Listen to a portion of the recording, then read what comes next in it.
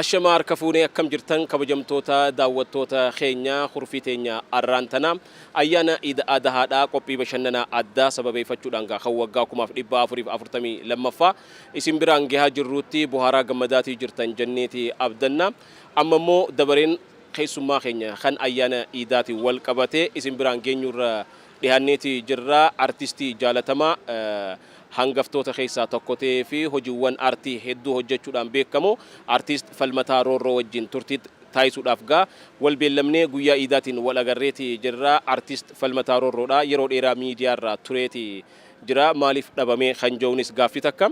Artist Falmataa Roorroo jireenya isaatiin wal qabatee bu'aa ba'iiwwan jiran eessaa kee arrarra gahee maatiin isaatoo maal fakkaataa guutuu jireenya isaa waan takka kaasnee haasofna bakka jirtanitti nu hordofaa akka nu faana turtan kabajaa olaanaan isin affeerra.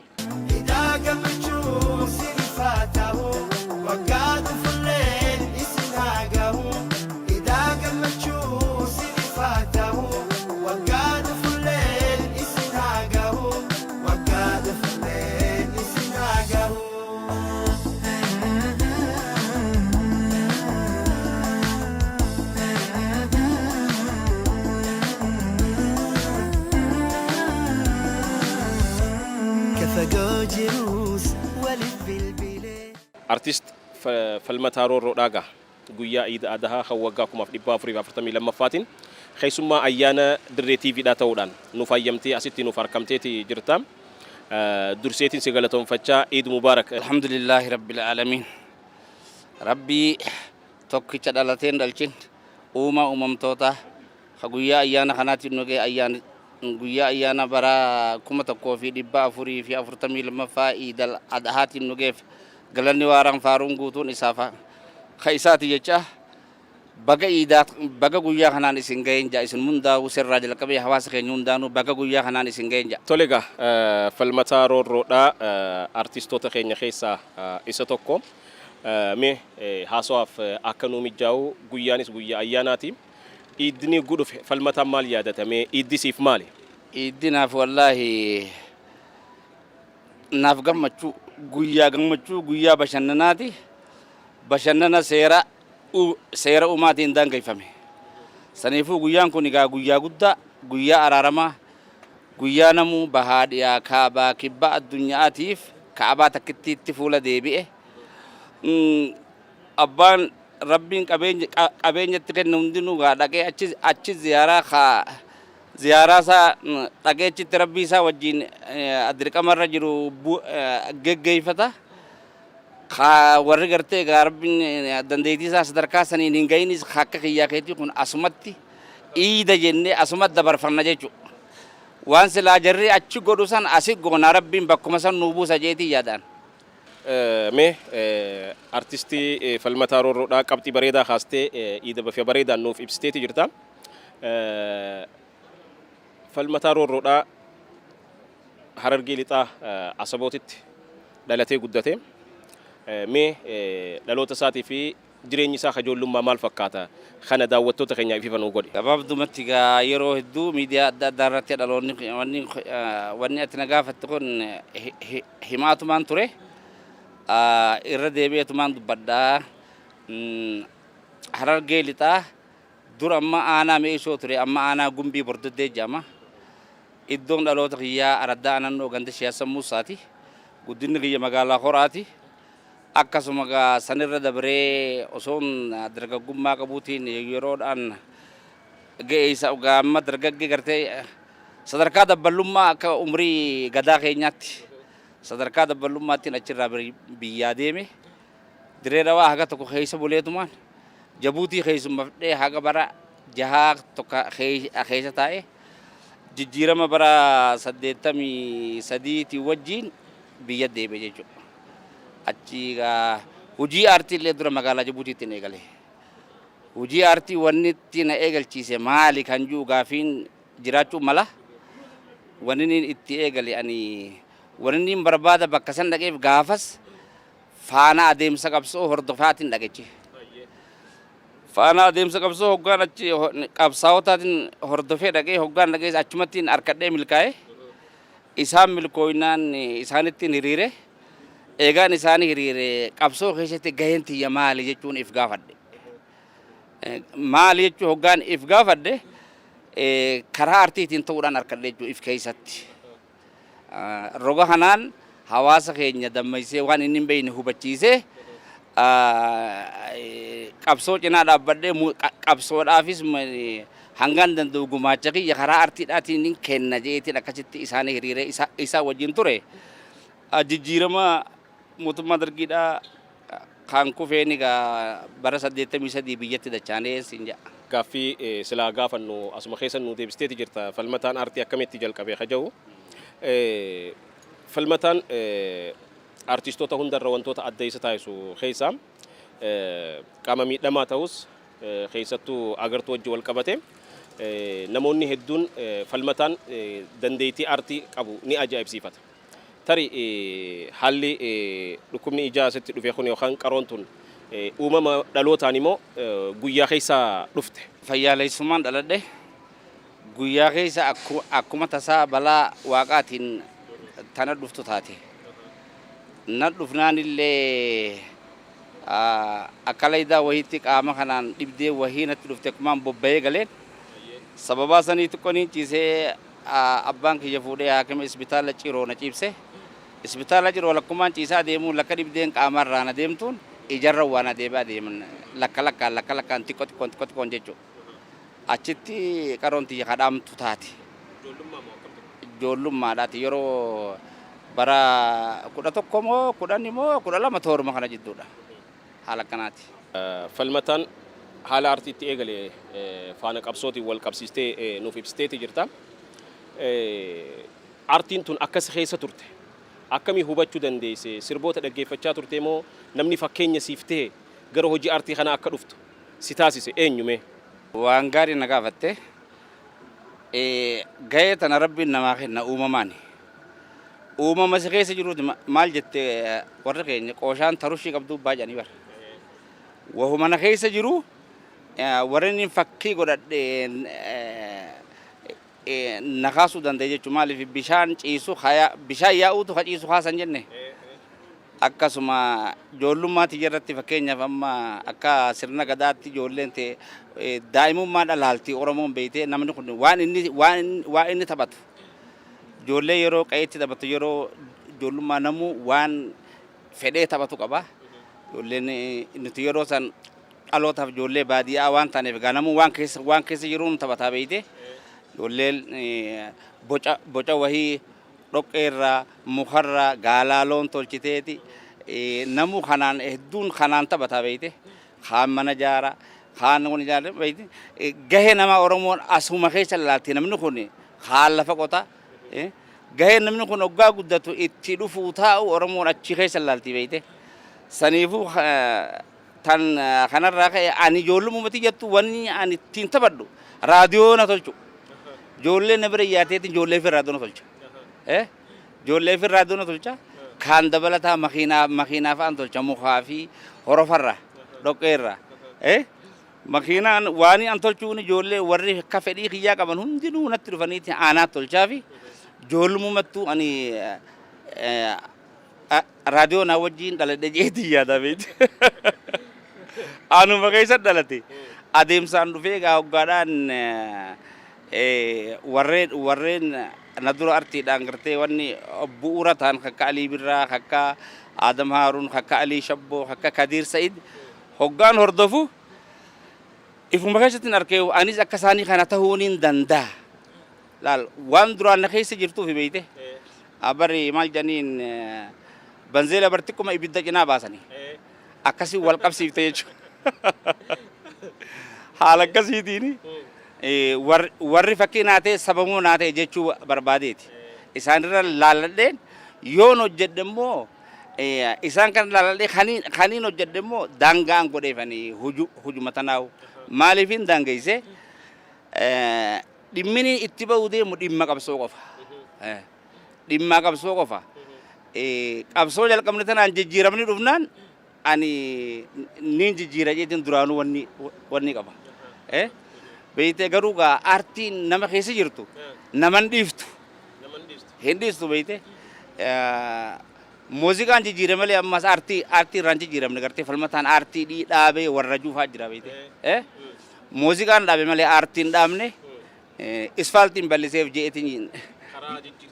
Karaan bal'iseef umma. Mee sirba yeroo duraatiif artistii ta'uu akka danda'utti ifa arge ni yaadata arrarra dhaabbatee hojii isaa kan jalqabaadha namootaanis itti wal baree ifiifis artistii ta'uu isaatti mirkaneeffate. Akka ajaa'ibaa gaa yeroodhaan faana qabsaa'otaa hordofee isaanii dhagisan dura walaloo fi sirbina na keessaa burqe akkana kaju. Baga dhufte ibsitu magariisa odaan kee sajjatu siif lafaa kaanee gammachuu. Baga dhufte ibsitu magariisa odaan kee sajjatu siif lafaa kaanee gammachuu hanjuun dura dhalche. Falmataan albama isaa Jabuutiitti immoo dirree dho'atti hojjete. Kadura.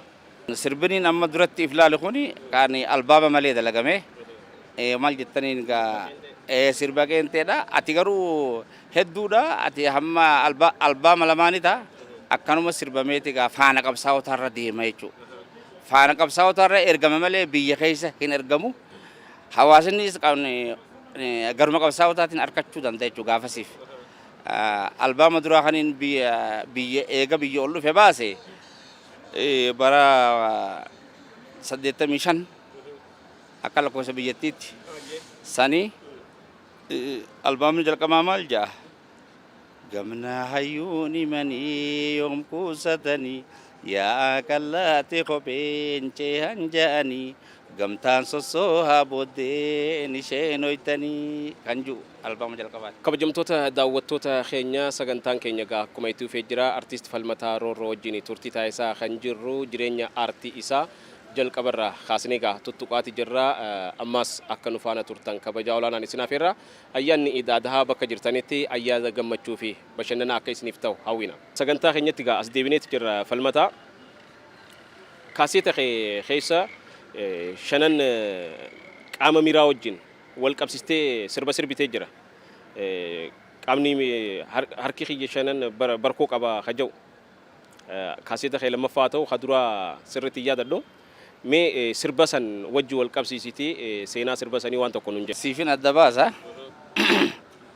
Kan irree husiin jiru sirba albaama tokkoffaa hoggaa ta'u sirbi kiyya hedduu mata dureen isaa waa'ee tokkummaa irraa jalqaba.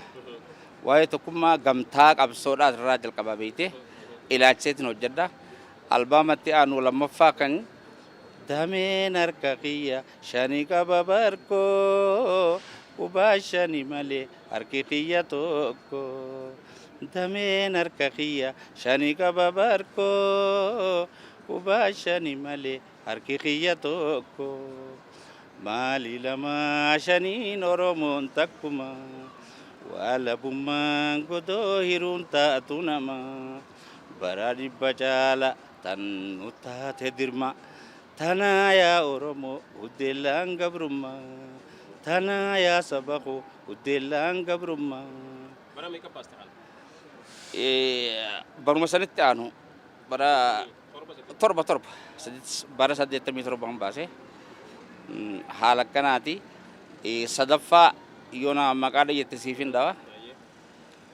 Okkolina buute kalee gama booda naan diriirre arraas gunuunfanni hidda shanan qaama miiraa ta'uun garaa duuda okkolchiifte hiree jaan fayyaa hunda illaan qaama miite hiddaa fi hidaada wallaan san arganne arraas numaan aadaa.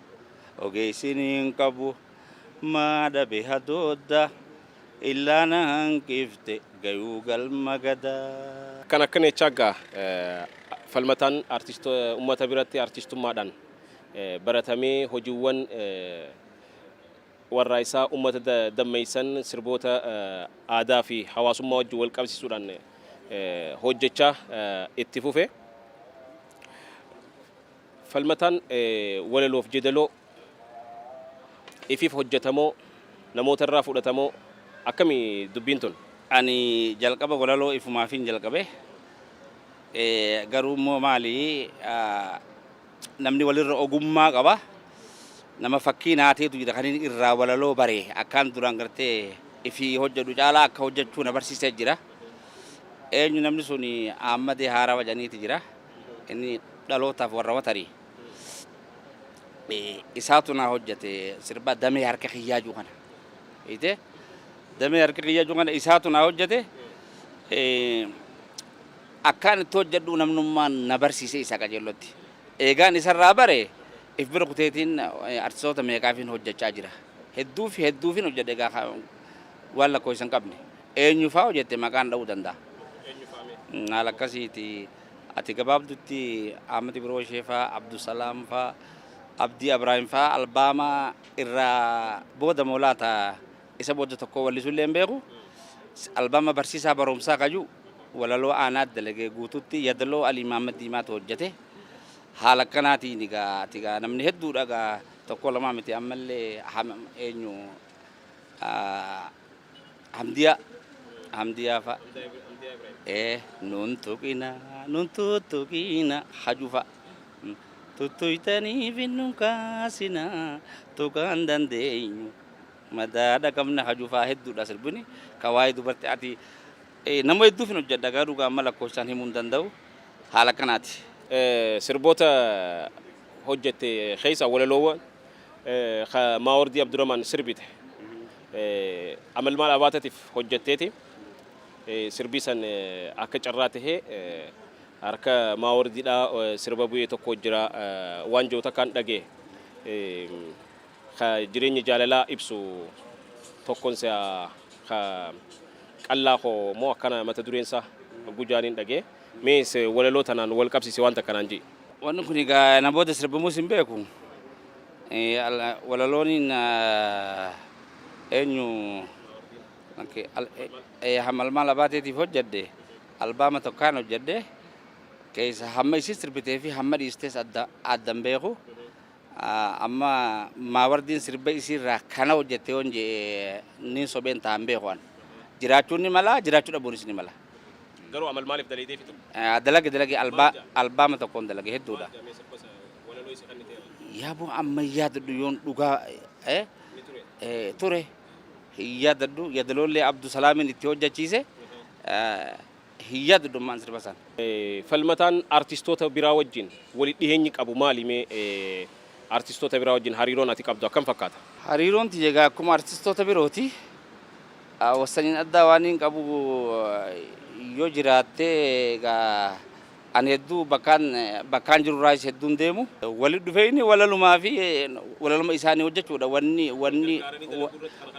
waliin nu fidu wal gargaaranii hedduudha. Maaliif anis hoggaan fi walaleeffadhe yadaloo Ali Mahammad Diimaatiin hojjechiisa. Irra hedduu sirboota kiyya. Ali Mahammad Diimaatiin yeroon hojii san hojjedhu gargar bahuu hin danda'u jechuu barbaadeeti. Keessattuu maaliifin gaaffii tana kaase artist Usmaayyoo Muusaa wajjin wal qabatee falmataan walitti dhiheenya gaarii akka qabdanidha kan hin dhagee ture.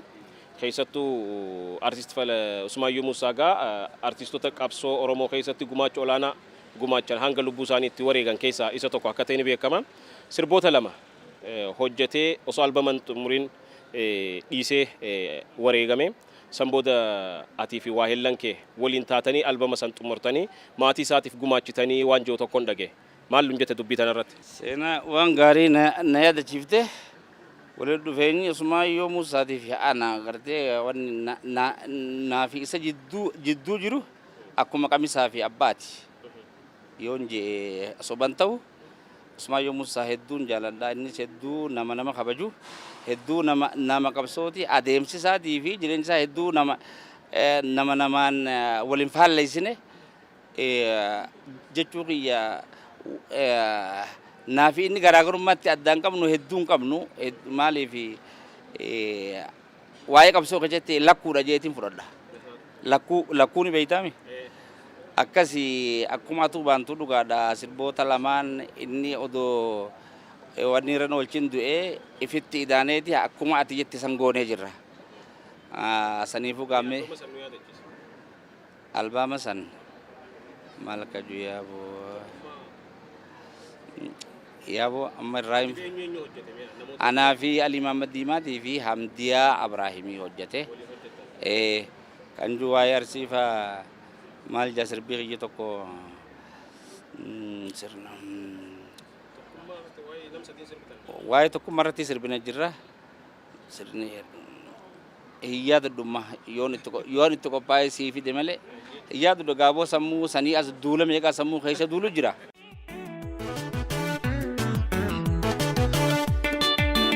يا إلي برادا وتكون توكون أبدرادا ويجب لينا يا إلي برادا ومبونا خاكون أبدرادا ويجب لينا يا إلي برادا وتكون توكون أبدرادا ويجب لينا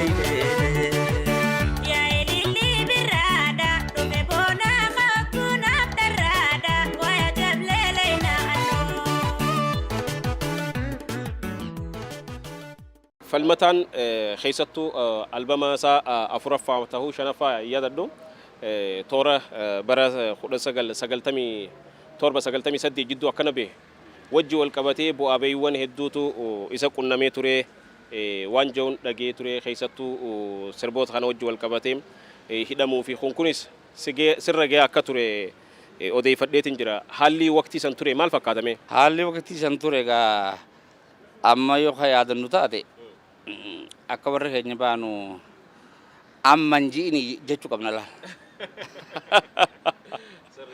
أمانجيني غافس جتشو كمنا ملء ألوان أما هم تشانتلو أتلو متي ربي فقلني أجو أتيرو سانغا نوسي مرنو كم سوق مرنو وجي تهنيا كم نوجي مرنو سوان سبونو ما كم نوجين واحد دو تنور رجع في مجرا ati yero itu ga enyu hidanis akuma wani ti nura de debit akuma garte nama gana macire nyati lagana waira irra fundandama akasuma tu waktu hama nuf diana ture nura de debu ture kaisafu yero dumesi ruve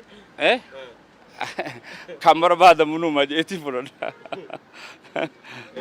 وقت سن كنت أجيو واني إلى أنتك فالمتا دبسات باستي وخانو بدرو ورفين سبتي فتيتري تكمل راح دي وانجو كان دك مدنو أكمل وانو وان سري داتي دبسايرو درايرو في سيرون ديري فدو أتي guutu ma guututti hidharraa boodaatu narraa buuse buusaallee atiga wanni namarraa haadaniin dhiiroo mancaan narraa murammoo mancaan narraa jirammoo maaliin adda wallaale if gubbaan arku beeyte bubbutaadhaan hayyee akkuma waan haramanii na fakkaatti martee buraanaa lafarraa baasan haaluma akkasiitiin narraa wanni godhani ati hedduulleedhaan dura dhaabbadde atiga waan mirga fitti hin qabneef na injifachuu danda'anii jechitti dabbasaan irraa buusan garuu immoo tanaa ajaa'ibsiifte guduruuchin irraa buute san warri mana hidhaa akkasii jedhu Oromoonni hundinuu firiitti hirataniiti haga ammaa harka irraa qabu jira kam jettaati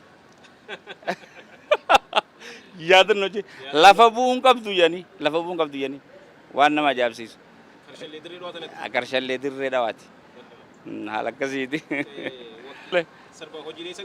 hujii lesan saakami masheen saakamtu masheene sangaakamtu dhalee nagaafatan jechuudha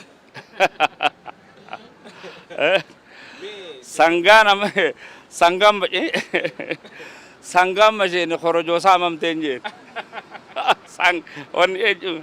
saani masheene korojoo saamamte sangaan dhalee ka korojoo saameen jeen sama shensani sangadal chisani hakaba kabu hadireta mushiranu kamsani sama shensani sangadal chisani hakaba kabu hadireta mushiranu kamsani hojiiwwan mudannoowwan garagaraati kan qabdu hojuma albama sanbooda baaste yeroo takka Ibrahim Said wajjin albama keekatti aanuun se'a Ibrahim Sayyid wajjin hojjette ogeessa muuziqaa wajjin akka carraatee Ibrahim Sayyidis akkuma keeti waan wal isin fakkeessu jira dhalootaanis naannoo takka akka taatan dhageetiin jira lammaffaa inninis agartuudhaan wal qabatee qaroo isaa in agartu rakkoo qaba qaroo dhabeessa kanaan wal qabatee falmataaf inni gaafa hojii dalagan haala akkamii uumamaa waan jiru yaadaa ture tarii istiidiyoo keessa ta'e guna namoota kan qindeessu mallattoo kannaaf warri kaan ni arga falmataaf inni maaliin walii galu ture mee hojii isa hojjette hojii wal qabsiisi waan takka naan jee naafi inni mallattoo warri arku walii kennu san caalaa waliif kennina irra walii galla jeetin fedha walumaa hundibne albaama tokko sirba 12 haala akkasii wajji hojjenne haala bareedaa wajji hojjennee dabarsine haala akkanaati egaa Ibraahimis nama jabaadha nama waa'ee muuziqaan kun isumaaf uumame nama jechiisu tokko haala akkasii qaba. Istiidiyoo seentee waraabamtu mallattoo itti walii galtanumaa sin dhibne waa takka na dhibne walumarraa beeyna na dhibne. Sirba kanarratti kanniisaa fi Oromoo wal qabsiistee sirba sirbitee jira. Sirba sanirraa waan takka naan jiime Oromootu tuutaatu kanniisaa sirba jiru. Silaa sirba kana odoo gaafii tana odoo bakka tana waliin gadiin taa'een dura na gaafattee sirba san yaadadhe hedduu nama ajaa'ibsiifti. Amma gaa haguma tokkoon irraa tuttuqa. Kanniisaa fi waa'ee sirna gadaa wal qabata. Tuunni kanniisaa hujiin isaatii fi hujii waa'ee sirna gadaa keessatti hojjetamtu wal simti jechuu barbaadeeti. Ogummaa uumamaan qaban. Haala akkasiitu walitti dhufeenya qaban. Oromoon tuutaatu kanniisaan fakkii isaanii lafa kaa'u kooti beeyte.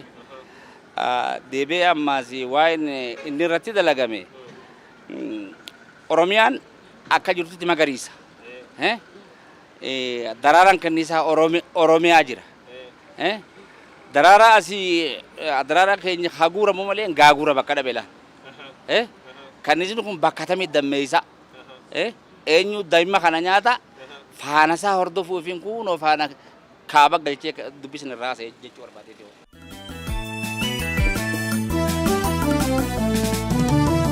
Oromoodhaatu tuutaatu kanniisa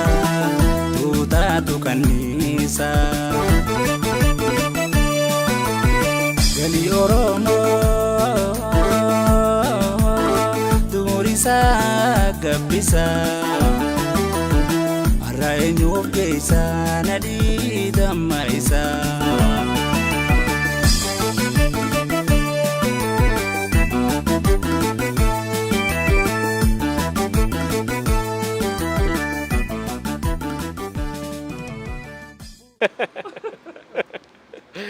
Qabxiiwwan babbareedaa dhagaa haasaa kan jirru falmataan hojiiwwan garaagaraa hedduu hojjeteeti jira. Amma falmataan dhabameeti jira jedhan namoonni falmataan maalitti jira amma eessatti bade reefun tana haasawaa keessatti ani daandiin bal'ise malee muuziqaan dhiise malee aartii irra hin banne jechaa jira. Falmataan maalitti jira amma? Yaada wanni takka beektaa warri hin dhumne akka jaanitti egaa duraanii mayita waan dhuma akka daangeffadha jeeti lafa kaa'e maalisi waa'ee muuziqaa irratti hundaa'eeti. Waa'ee muuziqaa irratti hundaa'eeti. Arraafanii kana boruufoo maaliin waan jiru tokko if dura lafa kaa'eeti beeyte maaliin hojjedha namni tokko maaliifiin uumameefi maaliifiin uumamee jechuu if gaafachuu qaba. Eessattiin deemaas if gaafachuu qaba. Saniifuu hojiin tiyyallee waan sanii walan orku odoo hin ta'in waan uumameef sangartee waan narraa eegamu hojjechuudhaaf irraa boqonnaa godhee beeyte. Duraanis ani kaayoon tiyya guddoon wanni maal jettaniin hawaasa keenya ka sammuun gabroome. Hawaasa keenya ka sammuun gabroome sammuun gabroomu bira kutee abdii kutee gabruu matanaa ifin muree tuni qooduma keenya jee tattaa'u. Kanatti hammaan danda'u itti himee isaan kana gaafa sammuun isaanii bilisoomte ani boqonnaan irraa godha jeeti. saniifu arraa rabbii keenya galanni haa ga'u Oromoo sammuun bilisoomtee jirti. Namni sammuun bilisoome hin gabroomu. Beeyte dhaloota bareedaa dhaloota qaroomina qabu horannee jirra. Maaliif gaafa duraa dukkana keessa teenyeeti gurri habaasaa kun sadii jallaan.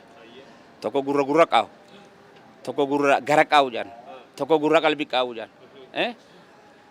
Osoo iyyuuti gurra qaa'u ka oduu asiin fudheetuma asiin gannaqu malee gurra gara qaa'utti odoo himnu namu wama qonqosaa jala fiiguu malee hedduu nama dhabuu turre beeyte. Rabbiif galanni haa ga'u waa'ee gurra qalbii qaa'u qeyroo harkannee laal. Gurra qalbii qaa'u harkanneeti ergaan teenya onneerra buute haala akkasiitiin gaa hedduu warraayisii qeyroon finiinsite waan ajaa'ibaati beeyte waan nama ajaa'ibsiisu waan Afrikaa bira kutee addunyaa ajaa'ibsiise taa'e. Saniifuu warraayisa saniif aartiin bu'uuraa aartiin mutooraa jechuu barbaadeeti. Eega dhaloonni keenya as ga'e waan hafe gaabbaleessoo ooyiruu beeytaa gaffaa hoggaarraa baasan cirma jiraniiti maasaa hoggaa goote waan biqilaa wajji lafaa olma yeroo maal jettiin orma haramaami haramaa ijoolleen keessaanuma haramattiyeetiin boqonnaa godhe baay'ee. Amma falmataan muuziqaarraa soorama baheeti jira jechuu ni dandeenya jechuudha. Tan moojjii wal qabsiisteeti sadarkaa jireenya maatii keetii wajji wal qabatee falmataan bultii horee jira abbaa ilmaaniiti. Ijoollee meeqa qabaa falmataan haalli taligaa jireenya bultii isaa maal fakkaata ka jedhu ittiin nuuf hofta. Dhugaadha muuziqaarraa soorama baheen jira. Wanni soorama itti bahees waa'ee kitaabaatiin reefu beeytaa namni tokko maaliifin uumame if gaafachuu qabaan asin jee akkuma sabni nurraa dirqama qabu. Akkuma lubbuun teenyas nurraa dirqama qabdu rabbiin nu uumes nurraa dirqama qabu. Waan inni nu uumeef san baruudhaaf quraanattiin deeme jechuudha. Hammaan amma yeroodhaan dhaabbadhee boqonnaarra jiru kana ani kitaabaan barachuu jira.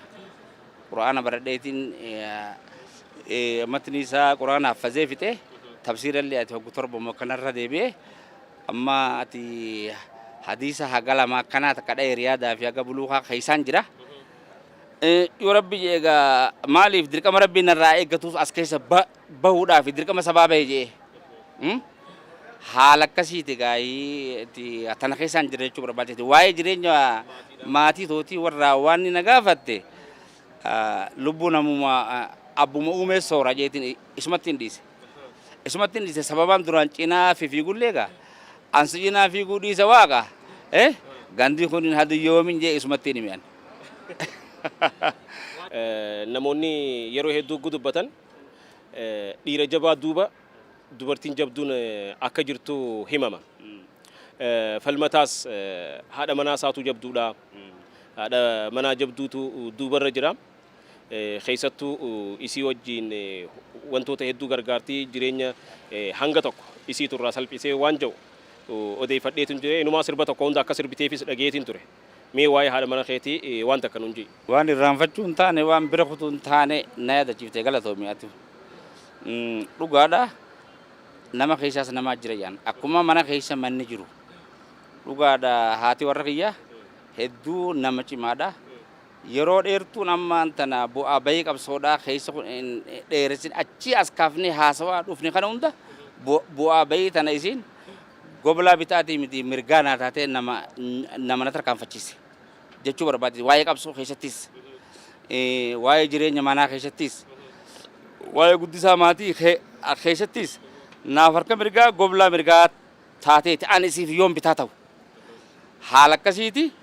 Wallaahi gaa waa'ee ciminni garasiidha waan hanganatti himamee haasa'u miti yoon akkuma artii beeyta haasawan gaafatan jedhan walaloon raa eegan malee yoo walaloon hime malee himee fixuu hin danda'u jechuu barbaadeeti.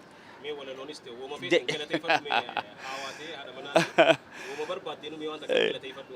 Galanni isiidhaa guddaadha. Ammallee rabbi umrii isii haa dheeressu. Umrii waartuu fayyaa waartuu rabbi haa kennuufi hedduu silaa ani akkana mana deebi'ee taa'uun hedduu isiitu na gargaara maaliif seeta dubartiin maal jedhani dhiira jabdu dubartii duuba jiraa jedhan hayyuu himan dubartii hayyuu duuba jiraa jedhan beekte saniifuu hayyummaan dhiiraa dhiirtummaan dhiiraa dubartiidhaan maaliif dubartii jechuun maal jechuun hiikkaan isaa jennee yoo wal gaafan duuba jirtee jechuudha dubartii maqummaan jechuun dubartii jechuun jinfuu dhiiraa ta duuba jirtu jechuudha fakkeenyaaf ammaa eeboon finti qaraa jidduun somayyoomi duubni jinfuudha mee jinfuu sayyoo irraa baaftee somayyoo fi qara wali dhiifte waan darbattee waraantee hin fullaatu batta gooteetumarraa lafa buuti jinfuu yoo duuba jiraatte cinaa waraantee gara caanuun baate jechuudha kuni cimina dubartiiti beekteemma saniifuu gaa ciminni haadha warra kiyyaattis tana naaf jinfuudha hoggaan jee hin hafne beektee sana booda waa'ee jireenya dhuunfaa keetis bifa kanaan laalle arra sadarkaan artiin Oromoo irra jiru akka hawaasa tokkotti akka nama artii keessa ture tokkotti hojiiwwan artiin Oromoodhaa dagaaginni artiidhaa irra jiru akkamii hubattamee dhaloota jalaa dhufee kanaas wal qabsitee artiin sadarkaa kam geesse?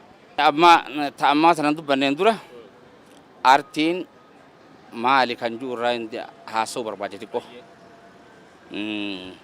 Artiin hawaasaaf maali? Hawaasni artiif maali? Hawaasni tokko yoo artii qabaate hawaasa ta'a ulaagaa hawaasummaa isaa guuta. Artiin hawaasni artiidhaan. Isaan lachuu harka mirgaa bitaati jechuu barbaadeeti. Gabaabdumatti yoon ibsu ani artiin hawaasaaf shanan qaama miiraati. Hamtuurraa argu, hamtuurraa dhaga'u. Jiruuf jireenya hawaasaa kan hawaasni rakkate hadabaree yaadachiisee artii yaadachiiftee waan amma jireenya amma keessa jiru hubachiiftee hegeree fuulduraatiif xiyyeeffannaa bareedaa kan kennituuf artiidha jechuu barbaadeeti. Artii waa'ee siyaasaa keessa mutoora misooma keessa mutoora gaheen isin qabdu artiin waan guddoodha beektaa akkuma jalqaba dura gaafa dirree dhawaatti hawwisoon afran qalloo jalqabde tam fakkii biyya mala Oromiyaadhaaf taate bu'uurri artiidhaa kaasitti jalqabe hiddisaa deeme Oromiyaa wal ga'e jechuudha. Namni gaafa duraa maal jettu uummanni keenya eega sammuun gabroomti naannoo gargar citeeti hariiroon adda cittee loqo daawwallabee hamma godinni sanii fi kun hamma turjumaanaan wajji haasa'u takka gahe. Beekte artiin gara jechaatiinis jecha waaltessuu keessatti walitti harkiftee jecha akka walirraa hubatan gootee sabboonummaan hariiroo cittisan deebiftee hiitee akka ilaacha tokko qabaatan goote jechuu barbaadeeti. Artiidhaan waan hawaasa keenya waliin bohaarsuu danda'e artiidha. Tana bira kutteetti gara xiqqoo naafee jira. Artiin guddina hawaasa, guddina afaanii, guddina aadaa sambira kuttee maas muuziqaa addunyaatti wal simsiiftee sagaluma Oromootu afaan Oromootu akka addunyaan beektu gootee jirti. Gara kanaanis dippiloomaasii jeetiin fudhadha. Akkasitti gaa jijjiiramni dhufe kana hundaa'uu adeemsirra kun hundaa'uu musooree artiidha jeetiin fudhadha. Garuu maal jeetti qoo galanni artiidha lafa baduullee qabu xiqqoo waan lafa badina fakkaata. Gara hawaasaas birattis gara mootummaa birattis xiyyeeffannaan artiidhaaf kennamtu laaftuudha. Laaftuudha beekte. Haala akkanaati garuu sila amma sadarkaa kanarratti yeroo amma keessa jiru kanatti bu'aa isiin buufte kana bu'aa gumaacha artiin kennite kana yoo madaalamee haasawame yeroo har'aa kanaaf artiilleef onnee bareedduu kenna guddina bareedaa kennaaf jabina bareedaa kennaaf jechuu barbaadeeti beekte. Hin kennamneef irrattuun xiyyeeffamne hin kennamneefi garuu kennamuudhaaf qaba.